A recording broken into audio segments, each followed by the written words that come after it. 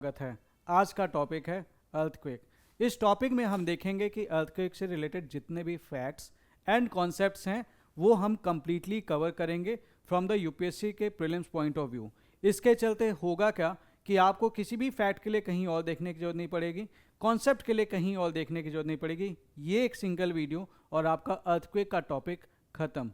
अब अगर आप इस तरह से कॉन्सेप्ट्स को समझते चले जाएंगे तो इन द एग्जामिनेशन अगर इससे सवाल आता है तो आपका वो क्वेश्चन छूटेगा नहीं। हमने सारे ही फैक्ट्स इसमें कवर कर लिए हैं। उसके अलावा अगर आपके पास पेन कॉपी नहीं है तो make sure that you pause this video and you keep it with you so that कुछ इंपॉर्टेंट फैक्ट्स जो मैं आपको वीडियो के दौरान बताऊंगा आप उसे कवर कर लें। एक और बात, इस टाइम पे since I know many of you would be बहुत ज़्यादा टेंशन हो रही होगी कि यार प्रीलिम्स का क्या करें, कैसे करेंगे। तो यार एक सिंपल सी बात है, एक चीज़ सोच के देखना, क्या तुम्हारे टेंशन से तुम्हारे एग्जाम में कोई हेल्प मिल सकती है? Is it really possible? या फिर अगर तुम अपने ठंडे दिमाग से अगर पढ़ाई करना शुरू करते हो तो कुछ टॉपिक्स तो अच्छे से कर ले जाओगे। तो इस टाइम पे क्यों भटकना है, इस टाइम पे क्यों एक्सेसिव प्रेशर लेना है? प्रेशर से आप सिर्फ परेशान हो सकते हैं लेकिन आपका एक्शन पीछे छूट जाएगा। और जो कॉन्फिडेंस आप ढूंढ रहे हैं ना वो आपके एक्शंस में लाई करता है, प्रोक्रेस्टिनेशन में नहीं। So don't worry about anything. Tension लेने की जगह फोकस इस पे करिए कि मैं कैसे पढ़ाई कर लूँ ताकि मेरा सिलेक्शन हो जाए। सो उसी चीज़ के लिए आइए आज एक टॉपिक कवर कराते हैं आपका, that is the earthquake. Earthquake समझने के लिए थोड़ा सा मैं आपको कुछ बेसिक्स बताना चाहता हूँ। Let's say there is a pond. Pond वही तालाब जो आपके हो सकता है घर के पीछे भी हो। वहाँ पे आप पानी के बीचों बीच जब आप पत्थर फेंक के मारते हैं तो आपने देखा होगा कि पानी में रिपल्स बनते हैं। तो you will be finding that कि इससे इक्वी डिस्टेंस पे जो रिपल्स हैं वो ट्रेवल करते जाते हैं इक्वली, ठीक है। और बीच में लहर सबसे ज़्यादा होती है और फिर बाद में जाते जाते जाते उसमें जो एनर्जी होती है, वो जो रिपल्स होते हैं वो कम होते चले जाते हैं। ये अगर आपको समझना है तो आप एक आज ही अभी एक लेके जाओ, आपके पास एक थाली ले लो, थाली में पानी डालो और उसमें एक पत्थर गिरा के देखना। जब आप पत्थर गिराओगे तो आप पाओगे जो सबसे बीच वाला एरिया है वहाँ पे जो रिपल्स हैं वो थोड़े से ज़्यादा बड़े बन रहे हैं और जैसे जैसे वो सेंटर से दूर जा रहे हैं वो रिपल्स कम होते चले जा रहे हैं। तो हो क्या रहा है, हो ये रहा है कि यहाँ पे ट्रैवल कर रही है क्या, एनर्जी। जब आपने वो पत्थर लेके आपने जो वो पत्थर लिया था आपने बीच में डाला तो इसने क्या किया, इसने इसके आसपास के मॉलिक्यूल्स को डिस्टर्ब करना शुरू किया। तो ये मॉलिक्यूल्स वाइब्रेट करना शुरू किए। ध्यान दीजिएगा, मैं आपसे ये नहीं बोल रहा हूं कि ये मॉलिक्यूल्स, ये जो पार्टिकल्स हैं ये ट्रैवल कर रहे हैं, दे आर वाइब्रेटिंग। तो ये मॉलिक्यूल्स अपने ही जगह पे ये वाइब्रेट करना शुरू कर देते हैं। वाइब्रेट ऐसे ऐसे भी कर सकते हैं, ऐसे ऐसे भी कर सकते हैं। तो ये जब वाइब्रेट करने शुरू करते हैं तो इसके चलते क्या होता है कि जब आपने इसमें इसको गिराया है तो इसकी जो एनर्जी है ये एनर्जी फ्लो करती है इसके वाइब्रेशन के थ्रू। तो जब आप बीच में कोई चीज डाल रहे हैं तो वहां उसके चलते जो एनर्जी वहां पे आपने उसमें डाली है उस एनर्जी को फ्लो करना है। फ्लो करने के लिए वो अपने आसपास के पार्टिकल्स को वाइब्रेट कराती है। वो जो वाइब्रेशन होता है उसके थ्रू आपकी एनर्जी फ्लो कर रही है। कुछ ऐसा ही होता है हमारी धरती के अंदर। हमारी धरती के अंदर क्या होता है कि there are sometimes the sudden disturbance inside the earth. अब ये जब सडन डिस्टर्बेंस हुआ धरती के अंदर में, ठीक है, तो इसके चलते एनर्जी निकलती है, एनर्जी रिलीज करती है। अब ये एनर्जी ट्रैवल करना चाहती है। तो ये जो एनर्जी है जो ये ट्रैवल करना चाहती है, अगर ये धरती पे आती है तो it leads to the shaking of the earth surface. इसी शेकिंग को ही हम कहते हैं earthquake. So what are the earthquakes? Earthquake are the sudden shaking of the earth due to the release of energy in the lithosphere. ठीक है, वापस आते हैं इस पे। तो ये जो शेक कर रहा है ये कहलाता है अर्थक्वेक, ठीक है। अब ये नीचे भी तो जा रही होगी, आप बोलोगे नीचे भी जा रही होगी, लेकिन नीचे वालों से हम यार बहुत ज़्यादा कंसर्न नहीं है कि जो नीचे वाली एनर्जी जा रही है। हम प्राइमरली मेनली कंसर्न हैं इसके चलते जो हमारी धरती ट्रैम्बल कर रही है। क्यों? क्योंकि भैया हम इस पे रहते हैं, हम इस पे रहते हैं, हमारी धरती हिलेगी तो हमारी जो पूरी बुनियाद है वो हिल जाएगी। घर भी तो हमारा धरती पे ही बना हुआ है ना। सो अर्थक्वेक की स्टडी करना बहुत इंपॉर्टेंट है। एंड दैट इज़ वाई जो अर्थक्वेक प्रोन एरियाज होते हैं वहाँ पे जो अक्सर बोला जाता है कि घर बनाए तो कम से कम इतना मजबूत बनाइए कि अगर अर्थक्वेक आए तो आपका घर टूटे नहीं, क्योंकि धरती अगर ट्रैम्बल की तो फिर तय है कि अगर आपके घर की नींव कमज़ोर होगी तो घर टूटेगा। अब एक चीज़ तो ये थी। दूसरी चीज़, ये जो एरिया है जहाँ से ये डिस्टर्बेंस प्रोड्यूस होना शुरू हुआ था, that area is called the focus of the earthquake. Focus, main point, यहीं से एनर्जी आना शुरू हुई थी। अब ये जो फोकस के ऊपर, ठीक ऊपर, अब चूंकि ये जाना चाहता है क्रस्ट की तरफ, तो जो पहला पॉइंट ऑफ कांटेक्ट है जहां पे ये वाइब्रेशन देता है अर्थ के पॉइंट पे, जो ठीक इसके परपेंडिकुलरली अबव होता है, वर्टिकली अबव होता है, इसको हम कहते हैं एपी सेंटर। अब वेव्स अपनी ट्रैवल करते हुए आ रही हैं, एनर्जी ट्रैवल करते आ रही है। अब मैं बताऊंगा कि कैसे ट्रैवल कर रही हैं, but this is called the AP centre. अब इसके बाद आके जब यहां पे आ गया तो उसके बाद ये ऐसे ट्रैवल करना शुरू करती है। ठीक है। सो अब ये जो अर्थक्वेक, जो ये जो वेव्स हैं, ये जो ट्रैवल कर रही हैं, इसको हम क्या कहते हैं? Earthquake waves.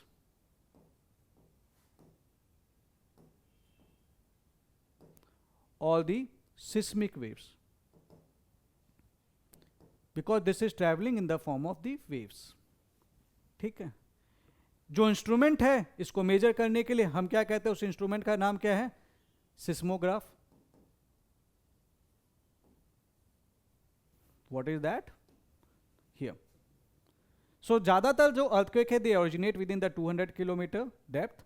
Energy travels at the seismic wave in all directions. Study of earthquake is called seismology. ये आप नोट कर लेना, मतलब ये पूछेगा नहीं डेफिनेशन, ये तो स्टेट पीसीएस के लिए थोड़ा ज़्यादा इंपॉर्टेंट फैक्ट है, यूपीएससी के लिए उतना इंपॉर्टेंट फैक्ट नहीं है। The instrument recording the shock waves are called the seismograph. ठीक है।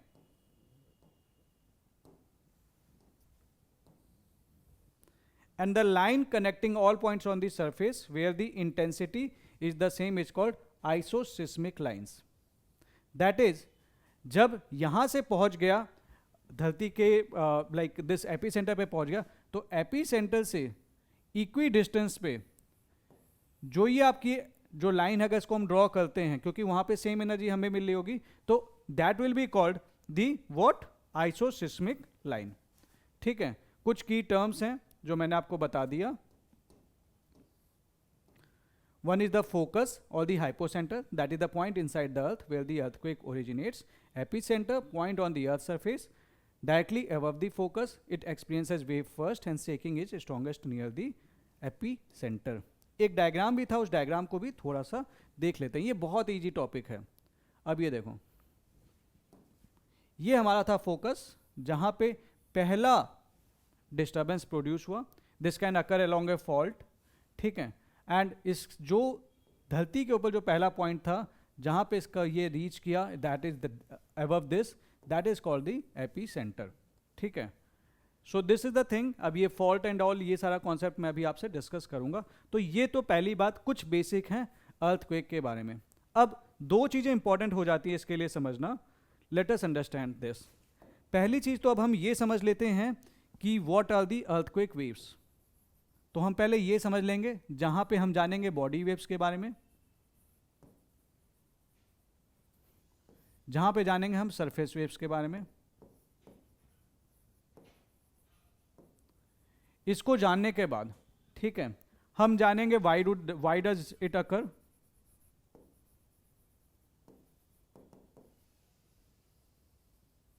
Where does it occur,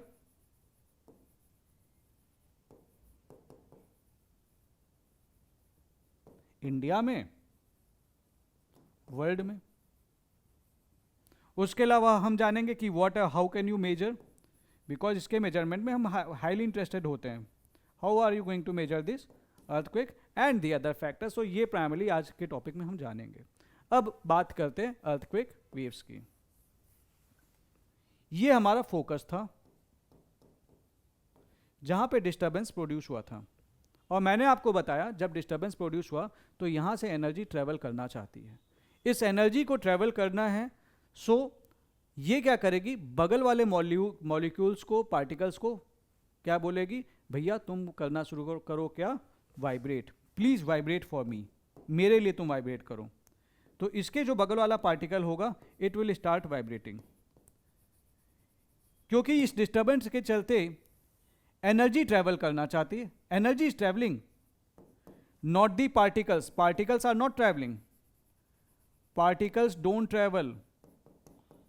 solid है भैया, सॉलिड की बात कर रहे हैं, लिक्विड होता तो पार्टिकल ट्रेवल करते हैं, सॉलिड में पार्टिकल वहीं रहता है, वो वाइब्रेट करता है, लेकिन उसको एनर्जी भी डिसिपेट करनी है। तो क्या होगा, अब हमारा आया हमारे पास एनर्जी और सॉलिड है, तो हम उसको धक्का देंगे, धक्का देंगे, ऐसे ही तो देंगे धक्का, धक्का देंगे तो क्या होगा, ये जो इनके जो पार्टिकल्स के बीच में स्पेस था वो हो जाएगा कम, ठीक है। और लेकिन उसके चलते क्या होगा, ड्यू टू दिस ये अपने वापस अपनी पोजीशन पे भी पार्टिकल आना चाहेगा, तो फिर ये बैक आएगा, लेकिन तब तक वो धक्का आगे भी निकलेगा। सो व्हाट विल हैपन, इस बॉडी के अंदर, धरती की बॉडी के अंदर, क्योंकि अभी तो अंदर ही है, धरती के बॉडी के अंदर क्या शुरू होगा, there will be compression and there will be rarefaction. Compression का मतलब क्या, पार्टिकल्स और क्लोज आ गए नॉर्मली जितना थे। रेरिफैक्शन मतलब पार्टिकल्स दूर हो गए और एनर्जी ट्रेवल कर रही है और पार्टिकल्स भी इसी की डायरेक्शन में वाइब्रेट कर रहे हैं। सो इस तरीके की वेव जहां पे कंप्रेशन भी हो रहा है, रेरिफैक्शन भी हो रहा है, और उसकी डायरेक्शन में energy is flowing, energy is flowing, they are called the P waves. And so since the thing is that ki P wave are the first waves that reach the earth's surface, so these are the fastest wave also.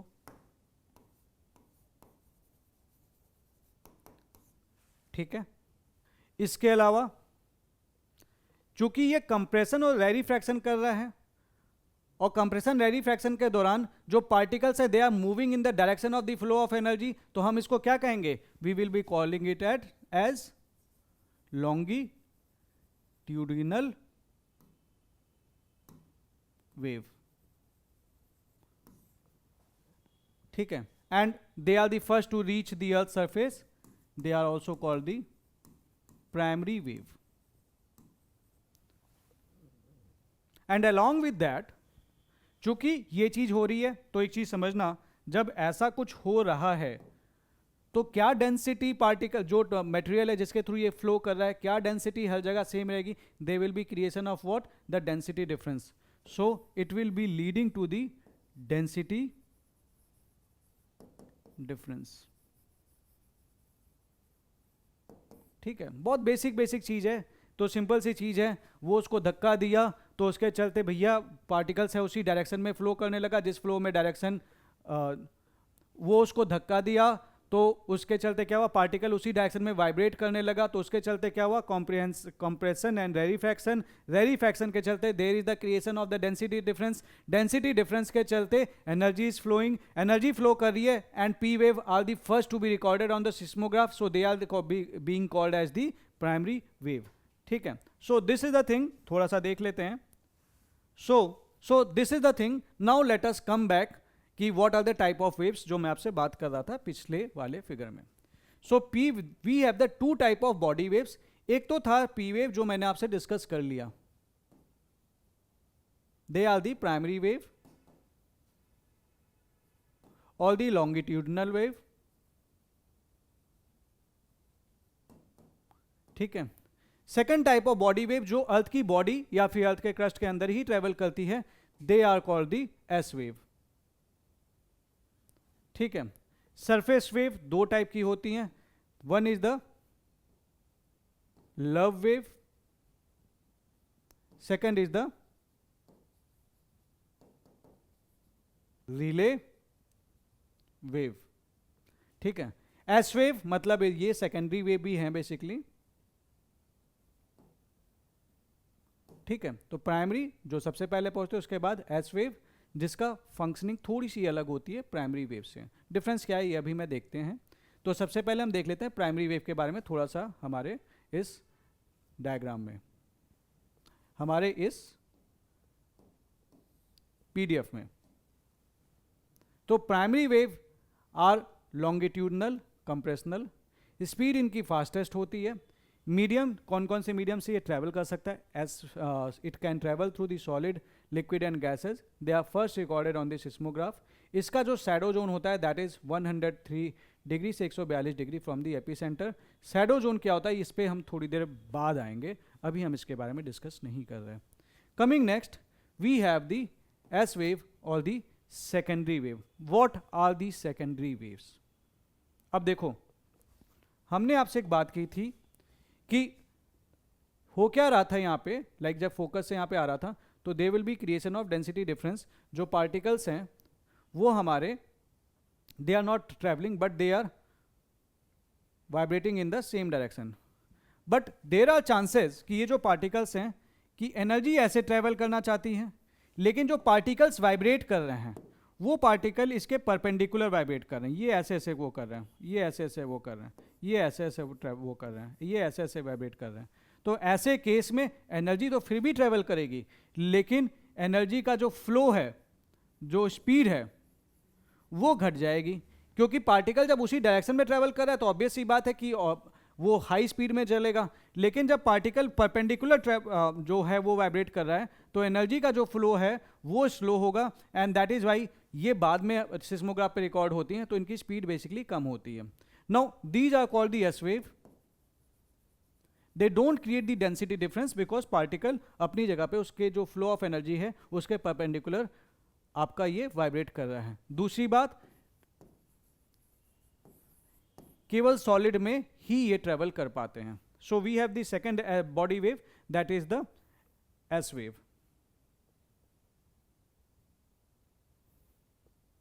So S wave they are transverse in nature, ठीक है। That is इनका जो energy flow है उसके perpendicular में इनके particles का vibration है। Speed is slower than the P wave. They are travelling only the solid. They call the major ground shaking, ठीक है। And shadow zone is beyond 103 degree, मतलब 103 डिग्री के beyond they can not pass. और ऐसा इसलिए होता है क्योंकि वो लिक्विड कोर के अराउंड पास नहीं हो पाता। Exactly what is shadow zone अभी हम बात करेंगे। Then we have the surface wave, ठीक है। अब हमारा जो एक था वी हैड अ फोकस, इससे आ गए पी एंड एस वेव के फॉर्म में हम ट्रेवल करके एनर्जी यहां पे आ गई और ये पहुंच गया एपी सेंटर। तो अब ये एनर्जी रिलीज करना चाहेगा, तो ये जब एनर्जी अर्थ के सरफेस पे रिलीज करना चाहेगा तो इस तरह से रिलीज करना शुरू करेगा। सो ये जो अर्थ के सरफेस है उसकी जो शेकिंग शुरू होगी जिन वेव्स के चलते, that leads to the formation of the surface waves. Now the surface waves they are the most destructive waves। एक सवाल आपके मन में आ सकता है कि सर डिस्ट्रक्टिव आप इसको क्यों बोल रहे हैं, जबकि इसके पास तो एनर्जी ज़्यादा है, इसके पास एनर्जी कम है। तो यार एक बात बताओ, आपके लिए डिस्ट्रक्शन का मतलब क्या होता है? Every term is relative. आपके लिए जो डिस्ट्रक्शन का टर्म का मतलब है वो आपके रेफरेंस में है ना। अब अंदर धरती के क्या हो रहा है, इतना कुछ हो रहा है, इतना अर्थक्वेक आ रहा है, तुमको मतलब है, तुमको कंसर्न है, तुमको नहीं है। बट धरती के बाहर जैसे ही कुछ होता है, पेड़ भी कटता है तो तुम आवाज उठाते हो। तो ये जो डिस्ट्रक्शन आप एक्सपीरियंस करते हो ना जो अर्थ के सरफेस पे, वो आपके लिए बहुत ज्यादा डिस्ट्रक्टिव है। तो that is why this is the most destructive wave. Energy यहां पे ज्यादा होती है, एनर्जी वहां पे कम होती है, ये बात तो फैक्ट है, क्योंकि यहां से एनर्जी फ्लो करना शुरू, that is the intense energy है यहाँ पे। लेकिन हम जब डिस्ट्रक्शन की बात करेंगे तो हमारे लिए ये ज़्यादा मैटर कर रहा है। पी और एस वेव हमें इतना नुकसान नहीं पहुंचा रही, so that is not destructive for us, that is actually destructive for us. So this surface wave are the most destructive waves. पहली चीज, इसमें दो टाइप की वेव्स आती हैं, one is the love wave, other is the Rayleigh waves, ठीक है। These are the fastest and इसमें Rayleigh wave are the most destructive. ठीक है, कमिंग नेक्स्ट, लव वेव। तो यहाँ पे जो पार्टिकल्स का मोशन है that is horizontal side by side, this speed is faster than the Rayleigh, slower than S wave, fastest surface wave. तो ये आपकी जो लव वेव है, they are the fastest surface wave, they are called the L wave also, ठीक है। And damage is the severe lateral movement is there, so buildings वगैरह को ये डैमेज करता है। Then comes the Rayleigh waves. Rayleigh waves, यहाँ पे जो मोशन होता है दैट इज रोलिंग, जो आपके पार्टिकल्स हो तो थोड़ा रोल भी कर जाते हैं, like the ocean waves, speed is slowest and they are considered as the most destructive. जितनी डिस्ट्रक्शन आपको मैक्सिमम मिलती है वो प्राइमरली यहीं पे मिलती है। डिस्ट्रक्टिव दोनों ही हैं लेकिन ये ज़्यादा डिस्ट्रक्टिव है, ठीक है। स्पीड ऑफ सिस्मिक वेव्स, अगर कभी सवाल पूछ ले तो P wave are the fastest, they are the body wave, then S wave are the second fastest.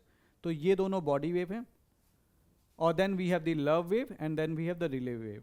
तो एक चीज ये भी याद कर लो, the speed of the body wave is greater than the surface wave. ये भी एक सवाल बन सकता है ना, अदरवाइज ये आपको डिस्ट्रीब्यूशन पता होना चाहिए, ठीक है। Then we have this P wave, यहाँ पे देखो compression rarefaction, horizontal movement, S wave vertical movement, love wave that is basically this perpendicular one, love wave and the Rayleigh wave. And ये कुछ इमेजेस हैं, आप स्क्रीनशॉट ले लेना, ये चीज़ें मैंने वैसे आपको एक्सप्लेन कर दी हैं ऑलरेडी, ठीक है। अब आते हैं अगले टॉपिक पे, इसी में शैडो जोन पहले जान लेते हैं कि what is exactly the shadow zone. अब देखो, जो ये सिस्मिक वेव्स हैं, कुछ ऐसे एरियाज भी हैं अर्थ में जहाँ पे इनको रिकॉर्ड नहीं किया जाता, क्योंकि अर्थ के अंदर जो मीडियम ऑफ ट्रेवल है वो सॉलिड पूरा नहीं है। So somewhere we have the solid, somewhere we have the liquid also. सो ऐसे केस में कुछ जगह पे जो वेव्स हैं वो नहीं ट्रेवल कर पाती हैं, एंड एज सच उनके बारे में हम स्टडी करते हैं और हमें पता चलता है कि पी वेव कुछ जगह तक नहीं पहुंचती हैं, एस वेव भी कुछ जगह तक नहीं पहुंचती है। तो जो वो जोन है जहाँ पे वो वेव नहीं पहुंच पाती, वो उसके लिए एक तरह से शैडो जोन है, छाया। जहाँ पे तुम नहीं पहुंचे वो तुम्हारी छाया है, और जहाँ तुम पहुंच गए वहाँ पे तुम प्रत्यक्ष हो। प्रत्यक्ष को प्रमाण की आवश्यकता क्या, सिंपल सी चीज़ है। So S shadow zone exist for both P and S wave, but that is different, ठीक है। तो मैं बात करता हूँ सबसे पहले पी वेव के शैडो जोन की। ये हमारा अर्थ का कोर है, we have the earth core over here. P wave, अब लेट्स से कि यहाँ पे अर्थक्वेक वेव प्रोड्यूस हुई तो ये ट्रैवल करना शुरू की। पी वेव के बारे में खास बात ये है कि ये सॉलिड, लिक्विड और गैस तीनों मीडियम से पास कर सकता है। लेकिन अगर आप इसका ये शैडो जोन देखें तो ये 103 डिग्री से 142 डिग्री के बीच में आता है। अब आप बोल सकते हैं कि सर धरती के अंदर जो मीडियम है ये इन्हीं में मिलेगा हमें, तो ऐसे केस में ये शैडो जोन बना ही क्यों रहा है, क्योंकि ये पास तो हर जगह से करना चाहिए। इसका आंसर है क्योंकि रिफ्रैक्शन होता है लिक्विड आउटर कोर पे। स्टार्टिंग में जब अर्थक्वेक आता है तो it is travelling in all direction, सारी डायरेक्शन में जा रहा है। लेकिन जैसे ही आपका कोर है, कोर के आउटर बाउंड्री पे पहुंचता है तो there is the liquid core. Liquid core में, क्योंकि अभी तक ये ट्रैवल कर रहा था अपने नॉर्मल कोर्स में, लेकिन जैसे ही लिक्विड कोर में आता है there is the strong refraction. Strong refraction के चलते ये जो आपकी पी वेव्स हैं ये इनर कोर की तरफ डेविएट हो जाती हैं, और जब ये इनर कोर की तरफ डेविएट होती हैं तो ये वाला पोर्शन ये छोड़ देती हैं, एंड फिर इसमें ट्रैवल करती हैं, फिर वापस ये लिक्विड कोर में आती हैं, एंड फिर वापस ये इस तरह से ट्रैवल कर जाती हैं। तो ऐसे केस में इस जोन तक ये पहुंचती ही नहीं है, और इसलिए पी वेव का जो शैडो जोन है that is between 103 to 142 degree. इससे ज़्यादा यूपीएससी आपसे पूछेगा भी नहीं। तो basically due to the refraction in the outer liquid core, P waves are forming the shadow zone between 103 to 142 degree. अब आते हैं एस वेव शैडो जोन पे। इसका जो शैडो जोन है बियॉन्ड 103 डिग्री ये जाता ही नहीं है, क्योंकि यहाँ पे there is the liquid core, outer liquid core जो है वो लिक्विड कोर है, तो 103 डिग्री तक ये जाता है, उसके बाद ये ट्रैवल नहीं करता, because it can not travel through the liquids, ठीक है। इसके बेसिस पे इनकी जो there is the change in the velocity and there is the change in the nature of this waves, एंड यहाँ पे पास नहीं हो पा रही। इन शैडो जोनों को स्टडी करके ही हम अर्थ के इंटीरियर के बारे में डिपिक्ट कर पाते हैं कि भैया ये पोर्शन सॉलिड है, ये पोर्शन लिक्विड होगा, because there is the discontinuity, ठीक है। तो अब आपको एक चीज़ देखना इसके अलावा जो इम्पॉर्टेंट है कि पी वेव यहाँ से यहाँ तक जा रही है और ये जा रही है, एस वेव यहाँ से यहाँ तक जा रही है। तो कौन सा जोन है जो दोनों के लिए कॉमन है, जहां पे दोनों वेव्स नहीं जा रही हैं? दैट इज 103 डिग्री से लेके 142 डिग्री तक, 103 डिग्री से 142 डिग्री तक। ये वो जोन है ना जहां पे मुझे पी वेव मिलती है, ना जहां पे मुझे एस वेव मिलती है। देख लो ये वाला पोर्शन, ये वाला पोर्शन। तो ये सिंपल अलग से याद करने की जरूरत नहीं है। This you can remember this कि 103 डिग्री से लेके 142 डिग्री तक ना पी वेव मिल रही, ना मुझे एस वेव मिल रही है। ठीक है। So shadow zone for both P wave and S wave, the zone between 103 and 142 degree from the epicenter is the shadow zone for both P and S wave. Now, how can you classify the earthquakes? ठीक है. So we can classify the earthquake on the basis of what? On the basis of their depth. तीन type की earthquake होती हैं. One is the shallow earthquake. Another is the intermediate earthquake. Third is the deep earthquake, जो बहुत गहराई में है, that is the deep earthquake. लेकिन बहुत गहराई में अगर अर्थक्वेक आता भी है तो तुम्हें उतना असर नहीं करेगा, so it is least destructive for you. Intermediate earthquake 70 से 300 किलोमीटर के अंदर में जो अर्थक्वेक है, that is the intermediate earthquake. So that is not going to be very destructive, but इसकी एनर्जी तुम तक पहुंच सकती है। एंड सैलो अर्थक्वेक, ये बहुत जल्दी पहुंचेगा। तो सबसे ज्यादा जो खतरा है हमें सैलो अर्थक्वेक से ही है, because this is the energy that we are going to experience, जो हमारे लिए डिस्ट्रक्शन लेके आएगा। ठीक है। सो यही चीज इसमें बताई गई है basically, that shallow earthquake are also called the crustal earthquake. Depth is less than 70 kilometre. Characteristic it is most destructive due to proximity to the surface. ठीक है, सरफेस से प्रॉक्सिमिटी है तो जल्दी पहुंचेगा और डिस्ट्रक्शन प्रोड्यूस करेगा। एंड इसकी अक्रेंस हमें जैसे मिलती है मिड ओशियनिक रिजेस। ठीक है, transform faults, rift zones. Example is San Andreas fault, mid Atlantic ridge. Then we have the intermediate earthquake, जिसकी डेप्थ 70 से 300 किलोमीटर है। Characteristic is it occurs in the subduction zone and it is moderately damaging. Then we have the deep earthquake. The depth is 300 to 700 kilometre. Characteristic is it let's surface damage. Obvious सी बात है, क्योंकि बिल्कुल अंदर है तो surface तक इसकी वेव पहुंचते पहुंचते एनर्जी, मैक्सिमम एनर्जी ऐसे ही डिसिपेट हो जाती है। जब एनर्जी डिसिपेट हो ही गई तो तुम्हारे लिए डिस्ट्रक्शन करेगा नहीं, तो तुम बहुत ज़्यादा इसको लेकर कंसर्न नहीं रहोगे। Energy dissipates at the depth. Occurrence कहाँ पे होता है? Mainly at the subduction zone. Subduction zone मतलब एक प्लेट दूसरी प्लेट के अंदर में जा रही है, सो that is the subduction zone.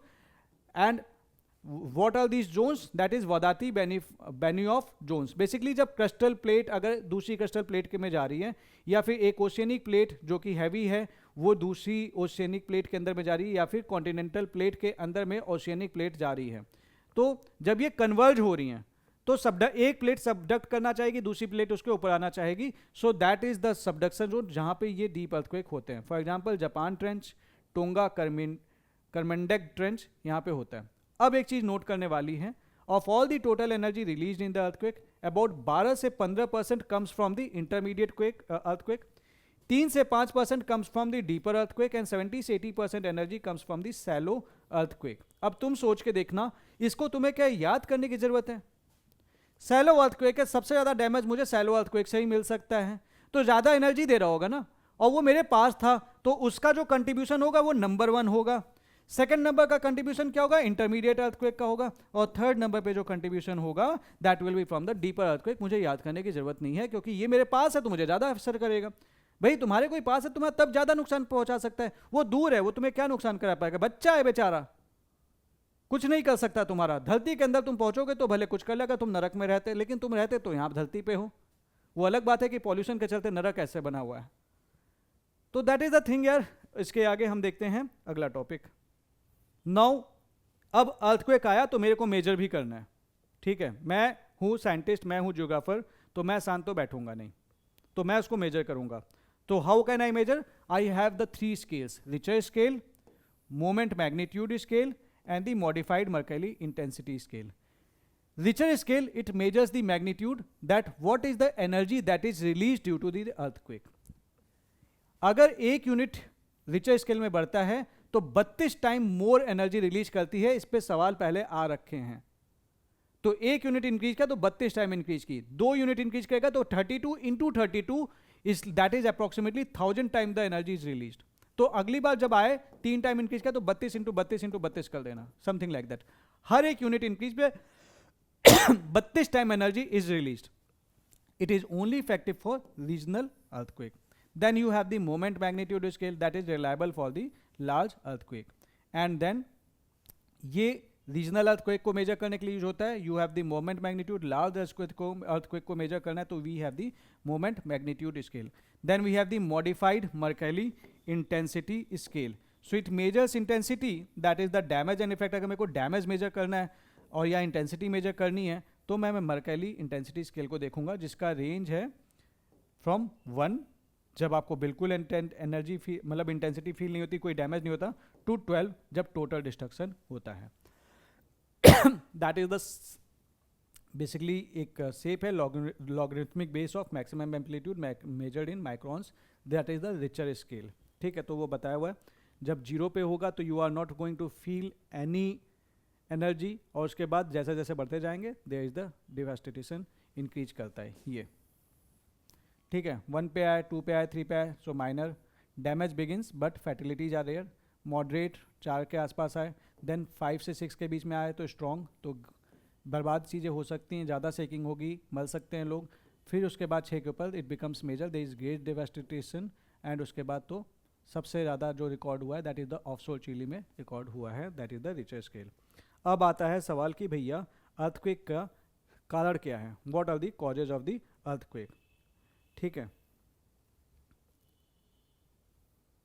तो अर्थक्वेक के कॉजेज की मैं जब बात करूंगा तो there are 2 major causes. One is the natural causes, other is the anthropogenic causes. मतलब तुम भी अर्थक्वेक ला सकते हो, क्योंकि अर्थक्वेक का मीनिंग क्या है, that is the trembling of earth. किसी भी रीजन से अगर ट्रेमलिंग हो रही है जिसमें तुम्हारा रोल है, then it is induced by the human beings, so that is the man made causes, that is the artificial causes. और अगर नेचर के कुछ एक्टिविटी के चलते हो रही है जिसमें तुम्हारा कोई रोल नहीं है, then that is the natural cause. ठीक है, now earthquake they are caused by the sudden release of energy in the earth's crust generating the seismic wave. They are broadly classified into the natural and the anthropogenic or the human induced causes. तो इसमें पहला है आपका tectonic activity, जो कि एक major cause है. और tectonic activity you know that there are the plates, ये प्लेट मूव करती हैं. कभी प्लेट एक दूसरे की तरफ बढ़ती है, कन्वर्जेंस. कभी ये प्लेट एक दूसरे से दूर जाती हैं, डाइवर्जेंस. कभी ये प्लेट एक दूसरे के साइड में ट्रैवल करती है, ट्रांसफॉर्म. तीनों ही केस में there is the release of the energy, और जब वो एनर्जी रिलीज करती है तो that will lead to the shaking of the earth, leading to the earthquake. Simple. So we have the plate boundaries like divergent plates. So plate अगर move कर रही हैं so they will be causing the shallow earthquake. मतलब 2 plates हैं, ऐसे move करना चाह रही हैं, move कर रही हैं, तो obvious सी बात है कि that will be leading to the release of energy, that will be shaking your earth. Convergent plates collide करती है. जब कोलाइड करती हैं, जब 2 गाड़ियाँ एक दूसरे से टकराती हैं तो आपको पता है कि बिल्कुल डैमेज हो जाता है. तो ऐसे ही केस में जब ये प्लेट कोलाइड करती हैं, so they produce the powerful earthquake in subduction and the collision zones. जैसे कि हिमालय में हमें तगड़े वाले अर्थक्वेक देखने को मिलते हैं. Then we have the transform boundaries. So plate horizontally एक दूसरे के अराउंड मूव करती हैं, मतलब horizontally past each other. So we have the San Andreas fault जो चिली के पास है. देन फॉल्ट, अब ये इसी से लिंक्ड अप है, like there are the normal fault. जब 2 प्लेट्स में डाइवर्जेंस हो रहा है, समझना इस चीज को. अब जैसे 2 प्लेट हैं, ये डाइवर्ज करना चाहती हैं. अब जब ये डाइवर्ज करेंगी, ठीक है, अब लेट्स से कि दिख तो तुम्हें ऐसा ही रहोगा, तो अब ये प्लेट क्या करेगी, बीच से ये थिन होना शुरू करेगी. बीच से ये थिन होना शुरू करेगी तभी तो टूटेगी. तो एक टाइम के बाद ये जब टूट जाएगी, ठीक है, तो that will be caused as the normal faulting, normal fault. Obvious सी बात है, जब टूटेगी there will be release of energy leading to the shaking of the earth, so this is called the normal fault. और ये divergent plates पे होता है. This happens at the divergent plates.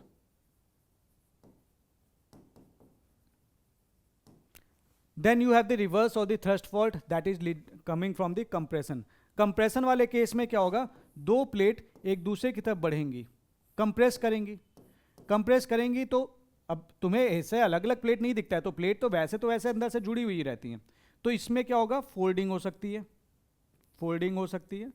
Ultimately एक टाइम आएगा कि एक पार्ट टूट के ऊपर चला जाएगा और एक पार्ट टूट के नीचे चला जाएगा, तो दे विल बी ब्रेकिंग.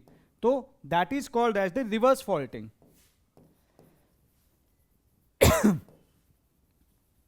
तो ये कहां पे हो रहा है? कन्वर्जेंट प्लेट्स पे।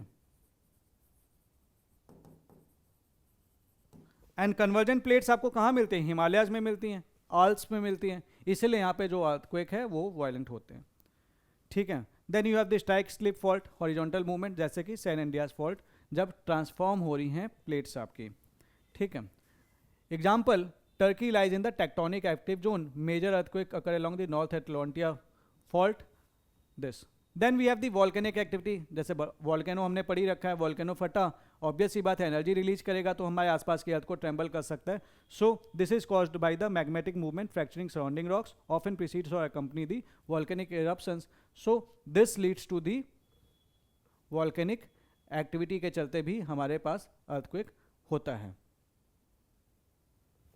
Then we have the collapse earthquake, मान लो कि हमने अंडरग्राउंड कोई कैविटी बनी हुई है, अब एकदम से उसके ऊपर का जो सरफेस है वो एकदम से गिर गया, तो ऑब्वियस ही बात है कुछ गिरा तो भी हमारी धरती सेक कर सकती है। इवन बिल्डिंग के गिरने से अगर बहुत हल्का सा माइनर ट्रेमर प्रोड्यूस हो रहा है, बहुत बड़ी कोई बिल्डिंग गिर गई, बहुत हल्का माइनर ट्रेमर्स प्रोड्यूस हो रहे हैं, that is also an earthquake. Shaking of the earth surface, earth surface किसी भी रीजन से वो होगा तो हम बोलेंगे दिस इज अर्थक्वेक, उसका वैल्यू बहुत कम होगा, वो अलग बात है, ठीक है। Usually small in magnitude, link to mining and the cave system. जैसे माइनिंग में क्या है कि भाई हमने माइनिंग में क्या करते हैं, हम अंदर जाते हैं धरती के, गड्ढा खोदते जाते हैं, गड्ढा खोदते जाते हैं, गड्ढा खोदते जाते हैं, कभी कभी ऊपर जो इसमें चूंकि हमने ऑलरेडी इसका जो बैलेंस है वो डिस्टर्ब कर दिया, ये कभी भी गिर के सीधे कोलैप्स कर जाता है, तो धरती सेक कर जाती है वहाँ पे, उस चीज़ पे जो धरती सेक की, तो that is called the earthquake, ठीक है। Then we have the anthropogenic causes, human induced causes. अब जैसे ये है रिजर्वायर इंड्यूस्ड सिस्मिसिटी, तो होता क्या है इसको थोड़ा सा समझ लेते हैं। अब रिजर्वायर में क्या होता है कि वी स्टोर दी वाटर,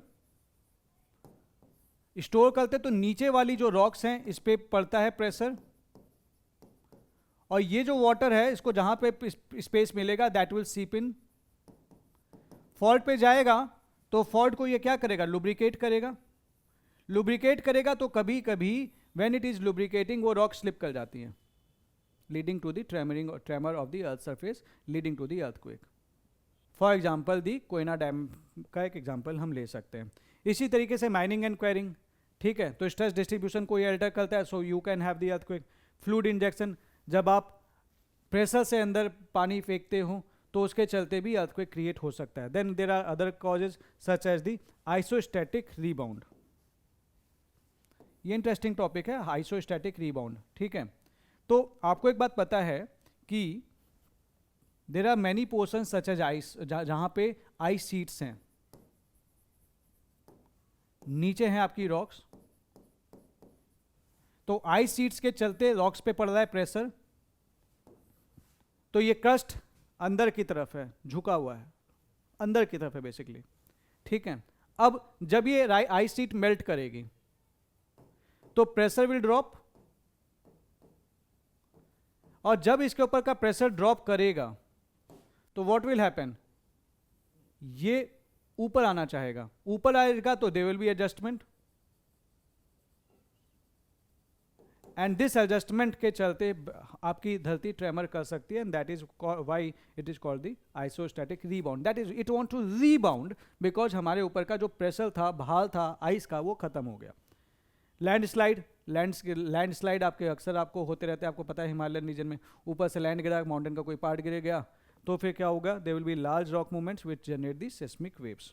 तो these are some of the reasons of the earthquake. Then we have the what about the seismic zone in India. तो यार देखो एनडीएमए ने तो ये बता रखा है कि नियरली 59%, अब ये डेटा मैंने पीआईबी से निकाला हुआ है, nearly 59% of the India's land area is prone to moderate and severe earthquake. मतलब हमारा लगभग 60% धरती ऐसा है इंडिया का जो कि अर्थक्वेक के लिए, जहां पे अर्थक्वेक आ सकता है। As per the seismic zoning map of the country, the total area को हम 4 सिस्मिक जोन में बांट सकते हैं। Zone 5 seismically most active region है, जबकि zone 2 is the least seismic zone. तो 2, 3, 4 एंड 5, ठीक है। Approximately 11% of the country falls in zone 5, जहां पे सीवियर अर्थक्वेक आ सकते हैं।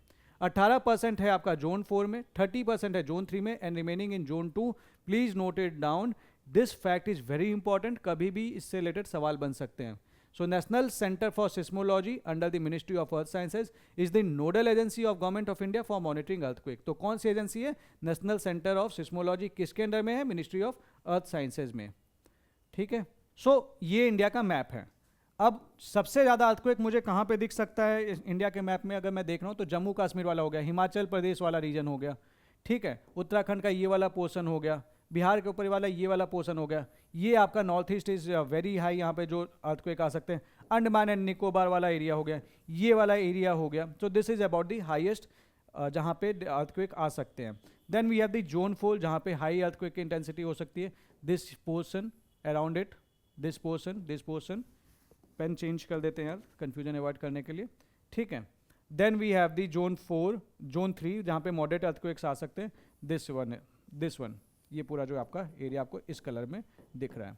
Then we have this zone 2 that is the least active, ये वाला पोर्शन, तो ये स्टेबल पोर्शन माना जाता है। सो ये थोड़ा सा का एग्जांपल है, दैट इज लीस्ट जोन 2, ये लो डैमेज जोन है, that is the least systematic active region. Earthquake are rare and mild, example interior peninsular India, part of Karnataka and Andhra Pradesh. Zone 3 that is moderate damage risk है, experience moderate earthquake, requires basic seismic resistant construction, example Kerala, Goa, Lakshadweep, parts of Rajasthan, UP and Bengal. Zone 4 that is the high risk damage risk, strong earthquake possible are there, high structural damage का potential है। For example Delhi is in the seismic zone 4, और दिल्ली में earthquake की बात अक्सर होती है because ये हमारे देश की राजधानी है, तो यहाँ पे अगर कोई छींकता भी है तो भी आवाज़ होती है। Jammu region, parts of Himachal, Uttarakhand, Bihar and Maharashtra. Then zone 5 जहाँ पे बहुत ज़्यादा रिस्क है, that is the most earthquake prone area, this is associated with active plate boundaries and the major faults, Himalayan belt, north eastern states such as Assam, Arunachal, Nagaland, Andaman and Nicobar. So ये हमारे India के Jones थे। तो अब इंडिया के zone की अगर मैं बात करूँगा, वर्ल्ड के बारे में बात ना करूँ तो ये टॉपिक अधूरा रह जाएगा। So we are here at the last portion of this lecture which is about the global seismographic zones, ठीक है। तो ग्लोबल सिस्मोग्राफिक जोन में अगर आप देखेंगे तो सबसे पहली चीज़ तो ये आपका जो आपको पता है पैसिफिक प्लेट, इधर जो ये पैसिफिक प्लेट के साथ में जो इसका इंट्रैक्शन है that is the ring of fire वाला जो पोर्शन है। रिंग ऑफ फायर वाले पोर्शन पे सबसे ज़्यादा अर्थक्वेक हमें देखने को मिलते हैं। उसके अलावा ये अल्पाइन एरिया जो है, आल्स एंड दिस हिमालयज वाला जो रीजन है, यहाँ पे हमें अर्थक्वेक देखने को मिलता है। So this Eurasian belt is there. Now we have this Pacific belt, जो ये पैसिफिक बेल्ट है 70% से ज़्यादा अर्थक्वेक आपको यहाँ पे देखने को मिलते हैं। Then we have the Afro Asian belt also, जहाँ पे आपको अर्थक्वेक देखने को मिलता है। सो मोस्टली अर्थक्वेक अगर आप देखेंगे तो वो प्लेट्स के मार्जिन पे हैं, ठीक है। थोड़ा सा जो हमने कंटेंट बताया था आपको उसको थोड़ा सा देख लेते हैं। ग्लोबल सिस्मोग्राफिक जोन का मतलब क्या है? वो रीजन्स दुनिया की जहाँ पे अर्थक्वेक मोस्ट फ्रीक्वेंट हैं। Most earthquake occur along plate boundaries, specially the Pacific ring of fire. 3 major seismic belts हैं। कौन कौन सी हैं? पहली है circum Pacific seismic belt, that is the Pacific ring of fire. ये वही पैसिफिक रिंग ऑफ फायर है जहाँ पे मैक्सिमम वॉल्केनोज भी हैं। सो that is around the Pacific ocean. 70% of the world earthquake is seen in this belt, and it includes like places like Japan, Philippines, Indonesia, west coast of North-South America, and this is the most active and the dangerous zone for the earthquake. Alpine Himalayan region, Mediterranean seismic belt, so this extends from Mediterranean Sea to Alps to Himalaya to the Southeast Asia. 20% of the world earthquake आपको यहाँ पे देखने को मिलता है, and this is caused by the continental collision, मतलब continental belt यहाँ पे होती है। यहाँ पे होती है ocean continental belt. Then you have the mid oceanic ridges, mid oceanic ridge seismic belt along mid oceanic ridges. तो यहाँ पे हमारी ओशियन जो प्लेट होती हैं वो उनके इंट्रैक्शन से ये जो आपके जो अर्थक्वेक होते हैं। So we have the mid oceanic ridge, mostly shallow and mild earthquake. Remaining areas normally हमारे स्टेबल, जो कॉन्टिनेंट के इंटीरियर है दे आर स्टेबल, एंड बाकी जगह पे हमें अर्थक्वेक मोस्टली नहीं मिलते हैं। सो बेसिकली जो प्लेट्स का एरिया है, जो प्लेट्स हैं एक दूसरे की तरफ बढ़ रही हैं, तो उसके चलते हमें अर्थक्वेक देखने को मिलेंगे। So these are the type of these are the 3 seismic belts जो आपको ध्यान में रखने हैं. कभी भी क्वेश्चन बन सकता है, पूछ सकता है. So make sure that you know this. You should at least know कि यार रिंग ऑफ फायर पे सबसे ज़्यादा अर्थक्वेक होते हैं. सो that is all for the earthquake topic. और इसी के साथ ये टॉपिक खत्म होता है. आई होप आपको चीज़ें समझ में आ रही होंगी. Please keep following this lectures. इसके अलावा ज्योग्राफी के लिए आपको कुछ और करने की ज़रूरत बिल्कुल भी नहीं पड़ेगी. But at the same time be consistent also. अगर एक लेक्चर देखा है, ये मत वेट करो कि अभी हम अब जब हम सब सारे लेक्चर्स आ जाएंगे तभी देखेंगे, क्योंकि फिर क्या होता है, वी बिकम्स ओवरवेलमिंग. तो उस ओवरवेलमिंग के चलते हम लेक्चर्स देखना ही नहीं चाहते हैं. हमको लगता है कि अरे यार इतना ओवरवेलमिंग है, अब इतना कौन पढ़ेगा, और फिर हम पढ़ते नहीं हैं. यार एक सिंपल सी चीज़, आपको बहुत बेसिक सी चीज़ बता रहा हूँ. अगर आप पढ़ रहे हो ना, थोड़ा थोड़ा टुकड़ों में करते चलोगे, आपका कब खत्म हो जाएगा टॉपिक आपको खुद नहीं पता चलेगा. और इन लेक्चर्स के अलावा आपको कुछ देखने की जरूरत नहीं है ज्योग्राफी के लिए at least. So that's all for this video. Make sure that you keep watching this videos and, और इस चैनल को जरूर सब्सक्राइब कर लेना, सो दैट जो भी लेक्चर्स हैं आप उसको टाइमली आपके पास नोटिफिकेशन चला जाए, ताकि आप इन लेक्चर्स को सही से समझ के याद रख पाएँ और ज़रूरत पड़ने पे दोबारा रेफर कर पाएँ. So that's all for as of now. Thank you very much. Bye bye.